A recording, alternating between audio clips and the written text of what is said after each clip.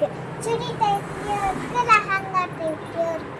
வந்துக்கிற lehenga collection Insta model. இந்த டிசைன்லாம் அழகா இருக்கு, நம்ம இன்ஸ்டால பார்க்குற மாதிரி இருக்கு. இது நெக்ஸ்ட் மாடல். இதுக்கான டாப் ஷால், ஒரு பெரிய ஷால் கொடுத்துருக்காங்க, அப்புறமா ஒரு பெல்ட்